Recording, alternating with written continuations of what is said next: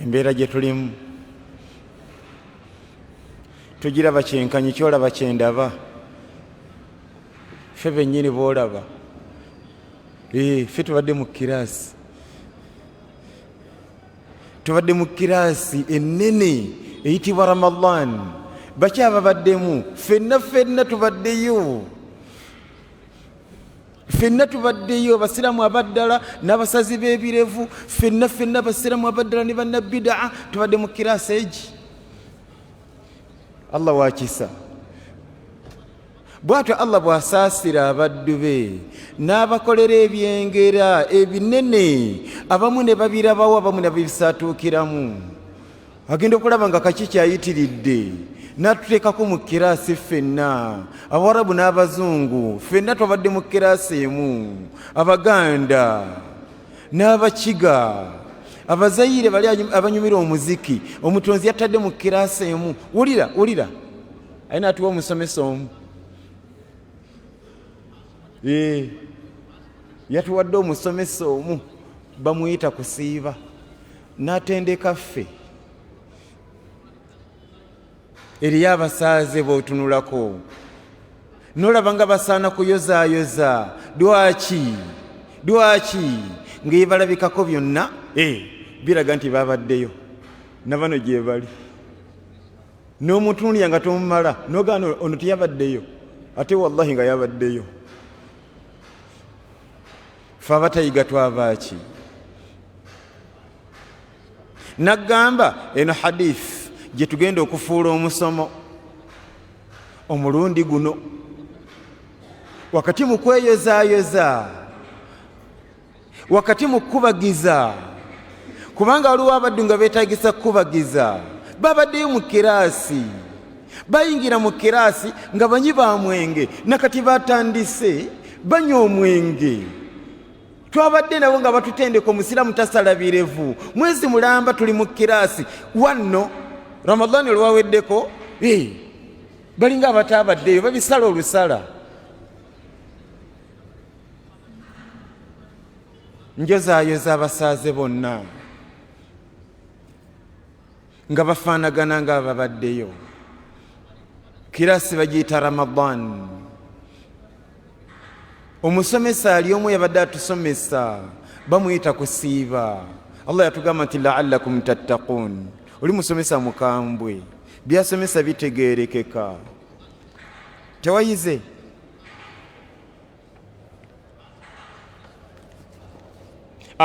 mbadde gamba nti hadithi eno gye twasazeewo okufuula omusomo hadithi ki eri Imam Tirmidhi yagifulumya, Imam al-Hakim naye agiina wasahahahu wa wafaqahu adh-Dhahabi mpaka atugamba ati mu hadithi eyo yatugamba nti inna Allaha ta'ala ulira bwino nga tonnafa inna Allaha ta'ala mazima Allah omugulumivu yuhibbu ayagala nnyo Allah kimusanyusa kitya an yara okulaba athara ni'matihi obuufu bw'ekyengera kye ala abidihi nga bulabikira ku muddu gamba gwakiwadde munnange oba wali okikozeeko tekiddangamu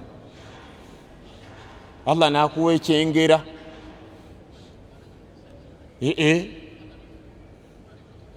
Allah nakuwa ekyengera oyina ssente nakira ekizimbe kikyo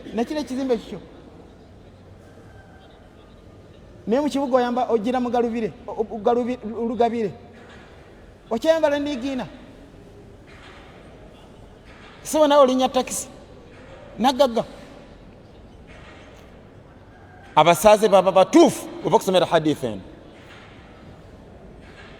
hadithi egamba etya inna Allaha ta'ala yuhibbu an yara athara ni'matihi ala abidihi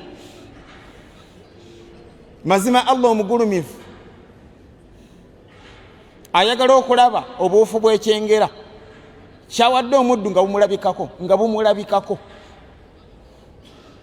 oli shekhe saba wasoma yasaruna nogimalako osoma ne Qur'an oli shekhe mulamba ayo gyetategedde osobola nogendako mu tafasiri nolaba Allah yali ategeeza ki wano shekhe mulamba ate oli mubbi ffe twabaki buli kyengera Allah kyatuwa mune twagaana tetwagala kitulabikeko shekhe mulamba ate soko labe embeera gye tuliko banaye hadithi eno nga tugiri wala inna allaha ta'ala mazima Allah omugulumivu yuhibbu ayagala an yara okulaba athara obuufu ni'matihi obwekyengera kye ala abidihi nga bulabikira ku muddu we kiriza obuufu kiriza dwampaka olabe tokkiriza kufa okujjako ng'obuufu bwekyengera Allah kiyakuwa nga bukulabikako nga bakulengerera eri naba nti oyo musaaze nga bakulengerera eri naba nti oyo musuubuzi oyo musiibi kuba bandooperako omusaaze wallahi ate nga musiibi ate byonna Allah yabimuwa ate nga shekhe nga shekhe mukulu amanya gasirikiddwa ninga ku kyalo we yali asula nga bamaduuka bakkanya oyo temuwola lwaki shekhe oyo yatusobera akyusa bukyusa maduuka bwalaba nga bono bamubanja nnyo ng'agenda agula ku liri abamaduuka ab'ekisoma nnyo we bakola baba n'ebitabo ne bamuwandika mu kitabo sina sukaali ne bamuwa bwalaba ebbanja liweze nga wadde ojingawo nga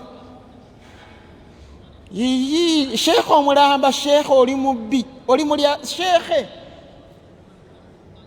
ng'ate gwali badde yombesa ffe nogamba musiraamu ogatta otya ebitende bitakwatagana nga toli musaazi ate oli mubbi oli musaazi ate oli musazi wa birevu munanga ate eyali badde ayombesa ffe ate gwe biriko osanga shekhe ng'ate musazi wa birevu nogamba enseera gawa lwaki tokkiriza ekyengera kino Allah kiyakuwa kyengera kinene ekyokubeera shekhe oli shekhe omanyi ahadith omanyi fiqhi omanyi Qur'ani omanyi ate gwe musazi w'ebirevu gwe mukweyesa inna allaha ta'ala tukyalisa ebijanjala empiso ono bwino yakala agamba atya inna allaha ta'ala mazima Allah omugulumivu yuhibbu ayagala an yara athara ni'matihi okulaba obuufu bw'ekyengera ky'omuddu ala abidi tokweka kyengera naggagga gyaky'olemedde mu takisi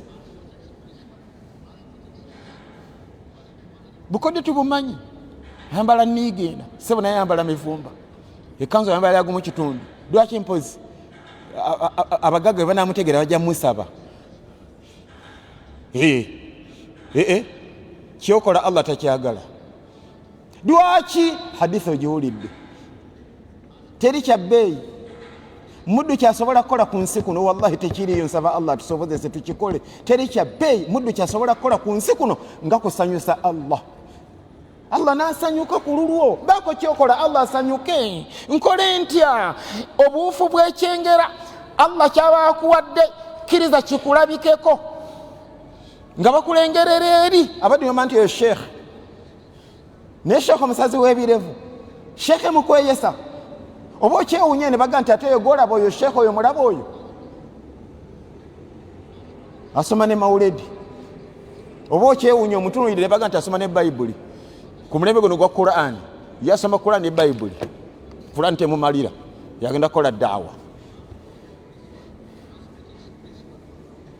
kyekiri mu nsi ekyennyanja bwe kivunda omutwe kati kyosubira bamustamya bwabanga shekhe tasobola kwatula takbira nga ayingira mu swala ogamba nti Allahu akbar bimukeereya yafuguma ofugumi inna allaha ta'ala mazima Allah omugulumivu yuhibbu an yara athara ni'matihi ala abidihi bobeera shekhe kiriza ekyengera kikulabikeko nga ddala oli shekhe njozaayiza bamaseeka mu nsi yonna nga ddala bamasheekhe kungulu ne munda n'ebikolwa byabwe. Waliwo ne sheekhe yanziba amanya gasirikiddwa ate yasoma nnyo kubanga yasomera bweru mu jamiatu Imam Riyadh. Yanziba atya nga Allah emujulizi, wallahi yansanga wali nakasere ku muzikiti. Kale mukwano gwange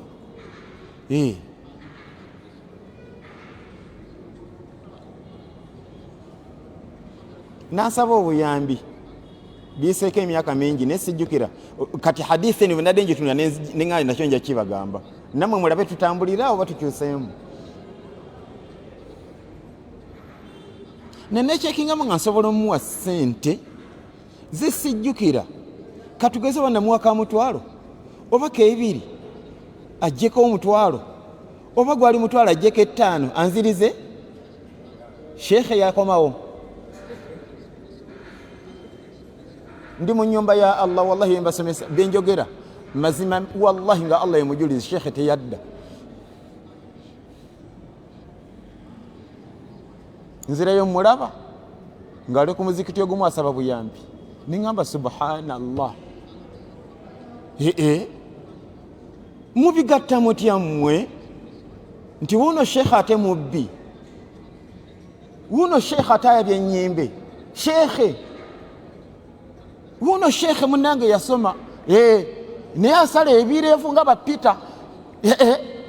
Kati ani agenda okuluŋŋamya ensi eno? Innama akhsha ala ummati al-a'immata al-mudillin. Hadith Imam Muslim yagifulumya. Ombaka atutiisa ki? Yafa yeeraliikirira ki ku bantu be? Ku basiraamu yali atweraliikirirako ki? Yaga nti innama akhsha ala ummati, kyensinga okweraliikirira ku basiraamu bange al-a'immata al-mudillin, be baseeka ababuza. Abantu banaaluŋŋamira kwani? Kizibu kivuddewa? Kivuddeawo naawe olabyewo. Abaddu baagaana obuufu bw'ebyengera bya Allah balabikako gy'emivuyo gy'olaba. Nsaba Allah w'ekisa atutaase bannange tusanyuse Allah. Kisanyusa Allah okuwa ekyengera ne kikulabikako, ne kikulabikako. Oli mufumbo ate kati omagamaga ki? Gwe kimanyi ebitala ne bikwatirayo bwoti gwe toli wambooko. Gwe toli wambooko, oli wamayinja bakuba amayinja mpaka ofe. Allah bw'atyo bwe yasalawo yakuwa ekyengera naye tekikulabikako. Ekyengera Allah kyeyakuwa wagaana, ekyengera tekikulabikako. Izratul muslimi, nabbi waffe yafa amaze okusomesa omusiraamu omusajja ayambala atya. Yatuga nti izratul muslimi, ez'omusiraamu nga musajja engoye ze ma baina saqaihi, zibeere wakati wa ntumbwe ye, wala junah, tekirina mutawana fima bainahu, ne bwe zikkiriramu ne zitasuka bukongovule, wa baina alka'baini. Mu hadithi endala n'akigirayo ddala yatuga nti la haqqu lil izari fil ka'baini, mu bukongovule engoye z'omusiraamu tezirinayo mugabo. Basaaze baagaana. Kikusala ki okubanga oli musiraamu nga n'engoye z'omusiraamu? Ddala ng'okimanyi nja kufa, lwaki tokkiriza ekyengera ky'obusiraamu, obuwufu bw'ekyengera ky'obusiraamu ne bukulabikako? Tobaddeyo mu kiraasi, teweegaana ffe twakulabye. Wabaddeyo kiraasi eyitibwa Ramadani, wabaddeyo. Kati lwaki weeyisanga atabaddeyo? Inna Allah ta'ala yuhibbu an yara athara ni'matihi ala abidihi. Dwampaka bannange, lwampaka kasita Allah kwatte ekyengera kye n'akikuwa, kkiriza kikulabikireko. Basaaze bameka ng'ali asaala jjama nga kyali mwavu kati MP. Programu gyasooka okusazaamu. Tunaamulabako ddi ku Juma Shia? Oli muntu munene. Ne ku Juma talabika. Honorable. Tunaamulabako ddi ku Yidi? bwe tutyo bwe twebaza ebyengera bya Allah basaaze bannange. Ekibuuzo ekyo tekizitowanga nze nkubuuza bannange, ekyo nga tuli ku kafu. Eno hadithi twagiteekawa, Allah n'akusitula eddaala n'ofuna bukugu mu kumujooga, oyongera kufuna bukugu mu kumujooga. Bw'otyo bwe webaza ebyengera bya Allah, lwaki tokkiriza? Bannange nsaba Allah akkirize akabanga ke tusigazza ku nsi tusanyusizeemu Allah. Oyagala okusanyusa Allah, nkole ntya? Akkiriza ebyengera byakuwa bikulabikireko. Nsaba Allah atutaasa amaaso gaffe galeme kuddayo kulaba ku bahaaji. Haaji omusazi w'ebirevu eyagenda n'olaba ku Kaaba, ennyumba ya Allah n'ogirabako. Allah yatuga nti fiihi ayatun bayinat. Awe Maka waliwo ayat, waliwo obubonero bw'enkukunala ng'omuddu bw'abulabako imaani erinnya. Walaba ne ku jjinja eryava mu jjana, walaba n'ekigere kya Iburahimu yalinnya ng'azimba Kaaba, walaba ku Kaaba n'amaaso go bw'oti. Buuza Hajja jaganda gikwata nako, tunula ku ngoye ze, yaganda ozisiramula. Ekyo tekisanyusa Allah. Nkole ntya? Dabanga obuwufu bwekyengera Allah kiyakuwa nga bukulabikako obuwufu, olwo Luganda obuwufu bwekyengera kya Allah kkiriza lwampaka bukulabikireko. Wali osala swala ya jama ne mu subuhi gw'osooka ku layini esooka, wallahi kisoboka okumanya abadde tulina ekizibu mu bwongo. Kisoboka omuddu oyo gwe twogerako ng'ali asula ku muzigo. Kikyolaba waawo okirabye naawe, ekiyigo kyakusimba layini naye ng'akibaza n'anaaba n'alumba masigiti ku layini esooka, kati yazimba ali mu kikomera. Kikyolaba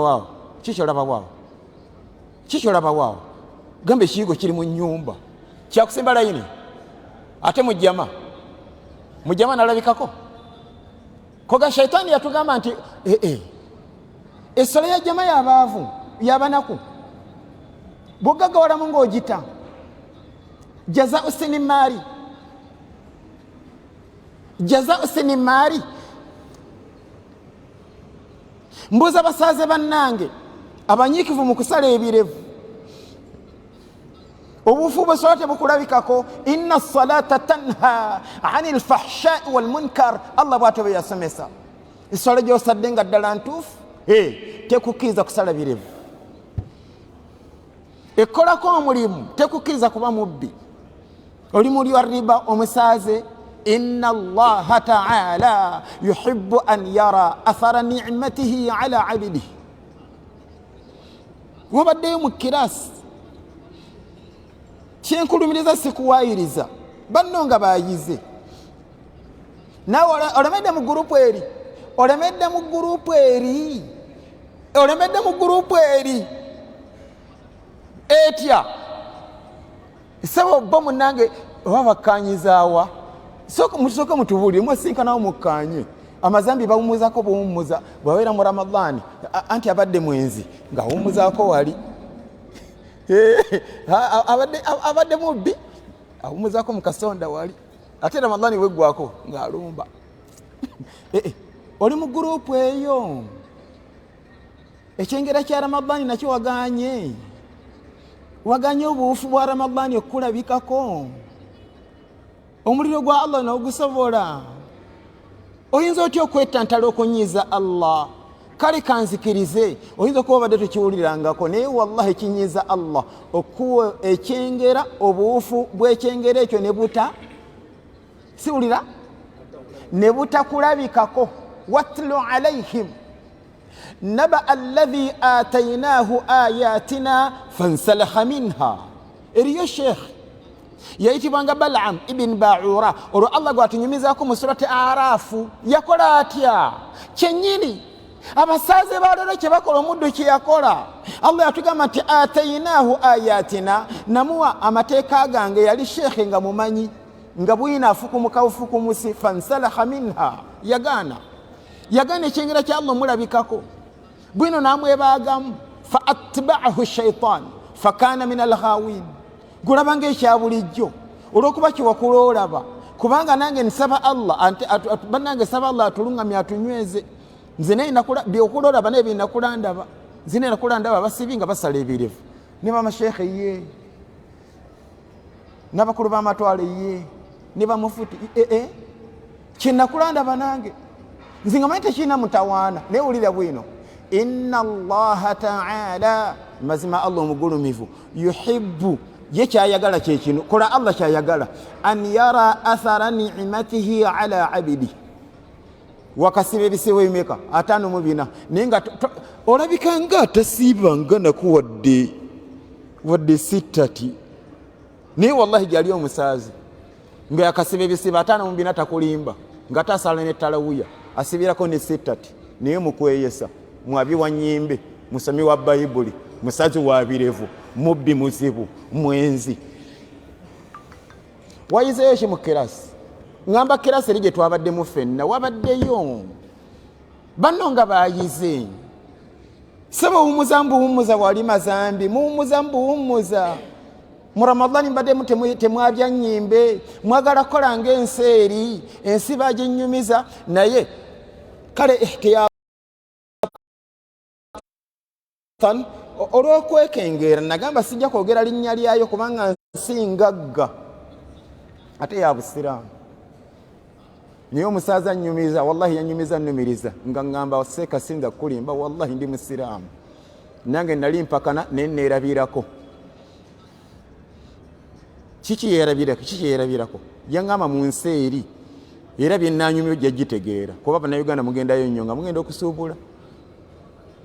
Yangamba mu nsi eri essola ya Idi bagikeera saa nga 12 awo nga batandika okusala Idi. Kyewuunyisa sinakituukako kati kyendeeta. Yangamba oluva mu Idi beppa obuzimbu buliko abawala abeetunda, osangako abasiraamu nga basimbye layini. Ekigambo kye yakozesa kye ngenda okukozesa, yangamba nga balinga bagenda okufuna zakatul fitiri.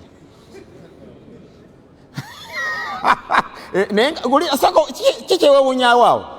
Tebabaddeyo mu kirasi, tetwabadde nabo mu kirasi.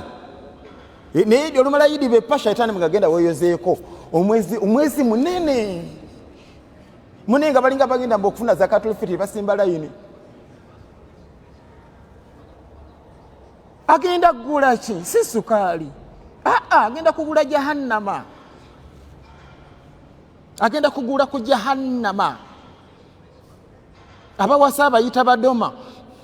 Bye biri mbasaaze munnanga, mazambi bawummuzaako buwummuza wali bali mu kasonda. Ramadani eweddeko nga balumba.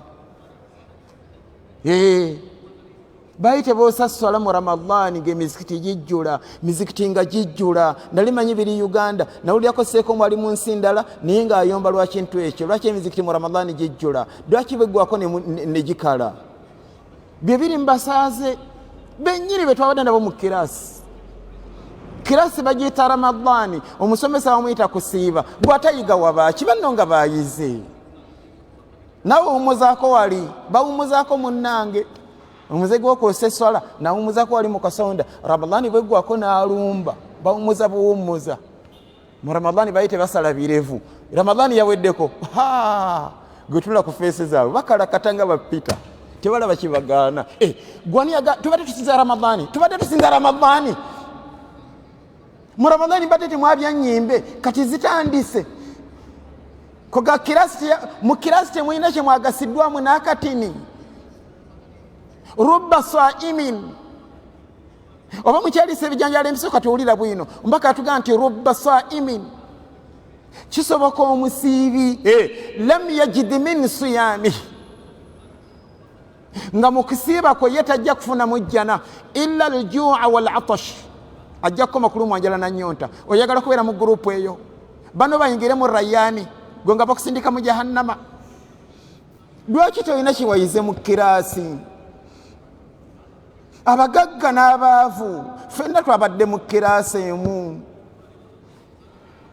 So ffenna abafuga ne be bafuga babawudde kiraasi kyogamba twabadde mu kiraasi emu ffenna abakadde n'abavubuka. Mu bintu ebyewuunyisa leero kwe kusanga omukadde asala ebirevu. Obwongo bwonna butundidde mu kabbuli aye tagizimba. Banne bazimba kabbuli abalaba ye akalakata. Feesi ye eringa yapita omubaka yabigaana tawulira. Emputu eri mu kalungi ki? Ebyengera bya Allah lwaki tebitulabikako? Bannange kiba kibi nnyo olw'ensonga kinyiza Allah. Ki ekimusanyusa?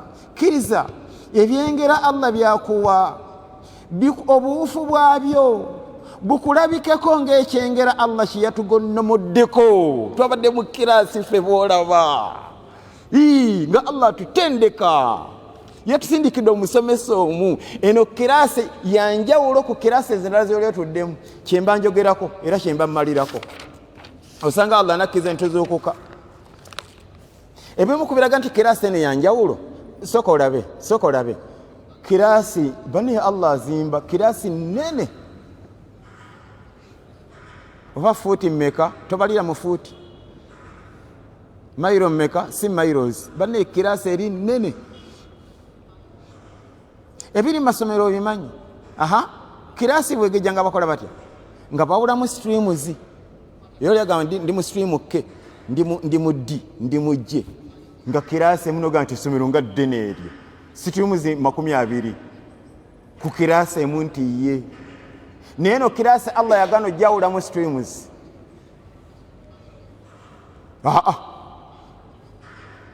Yabaddemu abayizi bameka? Tobalira mu mitwalo. Bannange twabadde bangi. Kasita naye wabadde wagirabye. Twabadde bangi. Abayindi, Abawarabu mu kiraasi emu ye. N'abazungu bali abageze ennyo. Twabadde mu kiraasi emu n'Abakyayina bano abakola amasimu. Allah yatudde mu kiraasi emu. Ffenna nga tuli mu kiraasi emu. Nga temuli streams. Ng'ogamba twabadde mu mitwalo. Si millions, twabadde mu billions nga tuli mu kiraasi emu. Kati ate laba kumanya Allah wakisa. N'atuwa omusomesa omu ate ng'asomesa lesson egi kuva ku makya mpaka ne buziba. Nenkya n'akomawo. Bino ebya kiraasi endala tubadde mu fiqh. Kati Sheikh mulala azze. Agenda kusomesa tafsiri. Tebibadde ebyo. Ate tumaze tafsiri. Ate master wa mathematics. Mu kiraasi yaffe tewabadde lesson endala. Wabaddeyo lesson egi. Allah yagamba nti la'allakum tattaqun. Mu kiraasi eyo njagala muyigeyo ekintu eki. Taqwa bagitambuza batya? Gwe teweewuunya? Omusiraamu abadde yerekereza soda owa halali, obutundu obwa halali, olwaleero nga tasobola kwerekereza mwenge ogwa haramu. Era yagamba nti yayize mu kiraasi. Eyo si feeriya. Twazitanga 99. Gwajjeyo 99. Nsaba Allah tuzukisa obwongo. Gwe njogerako yeewuunyisa isibini sitati naye musazi wabirevu ye mukweyesa tafanayo. Naye nga twabadde naye mu kiraasi. Kibi wallahi ekyo kyokola. Lwaki tokkiriza obuufu bw'ekyengera kya Allah ne bukulabikako nga tonnafa? Inna Allaha ta'ala yuhibbu an yara athara ni'matihi ala abidi. Mukwogera ku kiraasi eno yongerako bino. Twabadde bangi bayitirivu bufukunya. Amawanga ag'enjawulo nga twogera ennimi za njawulo. Omutonzi wa kisa n'atuwa omusomesa omu bamuyita kusiiba. Atutendeka omusomo gumu baguyita taqwa. Na kino kyongera okulaga nti kiraasi eyabadde ya njawulo. Oba kasookedde buli ozitulamu toyiga. Bane eno kiraasi bw'ogitulamu oteekwa okuyiga. Nsaba Allah kiriza tugula amagezi. Neno vaayo 99.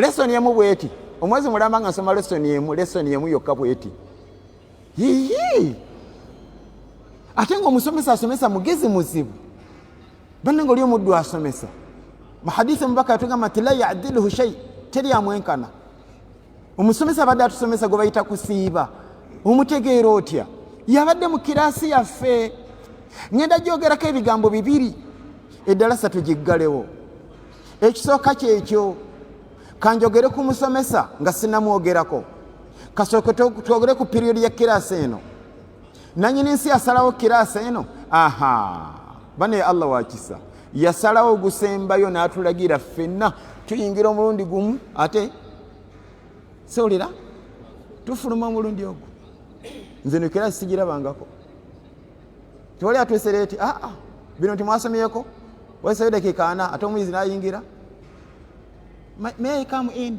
ebyo tebibaddemu Allah ombaka yatugamba ati suumu liruyatihi kasita mugulaba omuki mwena mu kiraasi waftiru liruyatihi ate bweguboneka mufulume twayingidde lumu katogenda kwekwasaki kubanga waligenze nakeerewa nasanga omusomesa asomesezzaako ennaku 4 nedda tuyingira lumu tufuluma lumu nakiyinza okuba tokimanyanga byombi bikola musango nomala okeerayo nga tegunalabika musango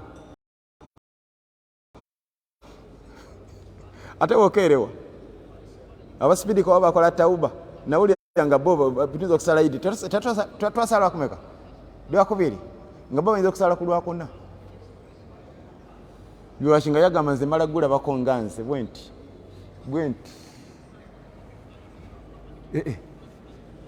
oba bakola tauba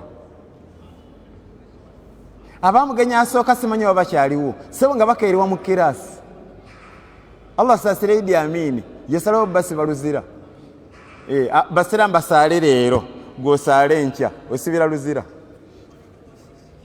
lwaki Idi Amin Allah musaasire yamanya ebisanyizo bya kiraasi eno mu mayizati za kiraasi eno bakirasimenti bonna bayingira omulundi ate bafuluma omulundi teri kwesookayo ate likeerewayo suumu liruyatihi waftiru liruyatihi mu ddalasa yaffe eno eyaleero katogere ku musomesa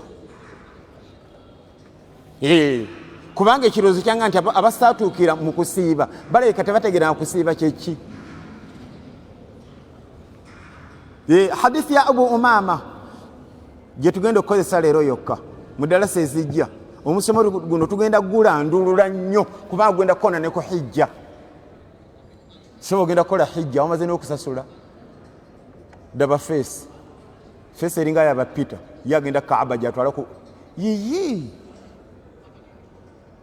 ebbanga lyomaze mu busiraamu tomanyi mbaka byasomesa ku kirevu bwete bwokola hijja gwo wakola hijja 16 empale zikweya oli musomi wa mauledi sebo haji munange tunatuka ku topic eyo tujja kulaba ebigambo mbaka byogera ku hijja ngolo kye bayita al-hajjul mabrur si kya leero teri musazi wa birevu teri mukweyesa teri musiraamu nga sente zagenda okukola mu hijja yazibbye bubbi hijja ye bantuufu naye teba hajjul mabrur ombaka gye yagamba nti al-hajjul mabrur la jazaa'u lahu illa al-janna byetaagisa bwino namukuŋŋaanyiza ali wano n'ekitabo ekirala kiri wano tujja byogerako na bwino tujja gulambulula gutuuke kusala yamukweyesa kati tukyali ku baddu bannaffe be twabadde nabo mu kiraasi naye nga bwemutunulako alinga ate abaddeyo ate nga yabaddeyo abamu bafuna omukisa gwa masiki bamata agenda kusalya mbasalafu batabuliki nga teekako masiki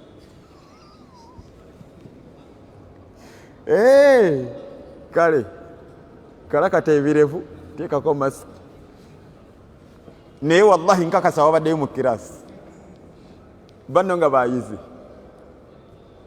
gambe katogere ku musomesa hadithi ya Abu Umama yagamba nti qultu ya rasul Allah, nagamba mbaka wa Allah nti wangu mbaka wa Allah, murni bi'amalin, ndagirayo ibada yudkhilni bihi aljanna, Allah jana mperake jana. Nabbi wafe yamugamba nti alayka bisiyam,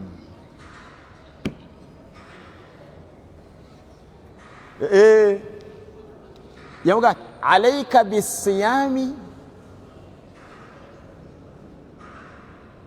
Omuyebuuza kati omusomesa asesenamu gobobeera gwe ebigambo bino biranga tonnafa. Murni bi'amalin, bane tuyinza kutegeera ssanyu lyempulira nga nsoma hadithi eno. Ombaka Abu Umama yaga ati murni bi'amalin, ndagirirayo ibada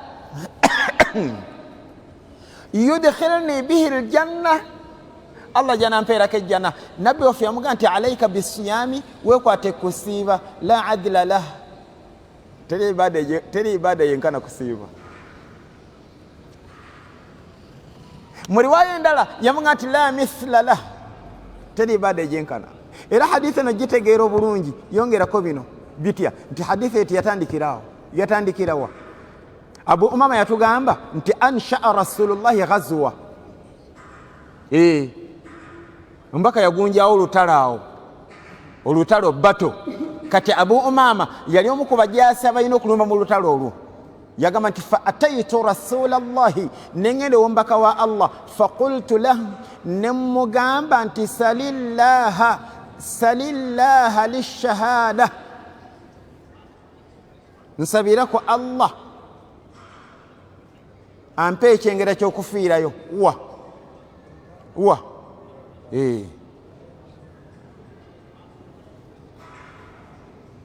Mbaka naga nti Allahumma ghannimuhum wa sallimuhum, Allah nkwegayiridde bawanguzise, bafune n'emigabo, ate bakomewo mirembe. Kyekyaddiira ate ogamba yafiirayo, kiki olaba waawo? Bambi n'akomawo ng'akoze loosi.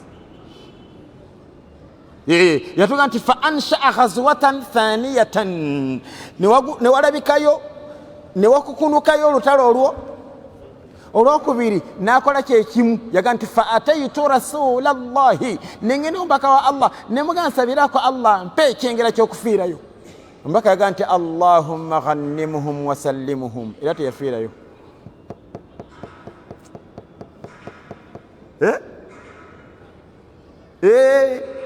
Yali ali awo olutalo olw'okumeka, nagamba eno kyansi kyensoba kati. Nagenda mugamba nti ya rasulallah ataituka marrataini, nakajja mu maaso g'emirundi eki, nkusaba onsabire Allah ampe shahada nfiireyo, ate omusaba nti nkomewo mirembe. Ku luno nsaba osabe Allah neme kudda. Nabbi waffe omutegeera otya sallallahu alaihi wasallam yagamba nti Allahumma ghannimuhum wa sallimuhum. Lutalo lwakumeka era teyafiirayo. Bane kawuliyo obusungu. Olwo najja ewa nabbi waffe sallallahu alaihi wasallam n'amugamba nti murni bi amrin,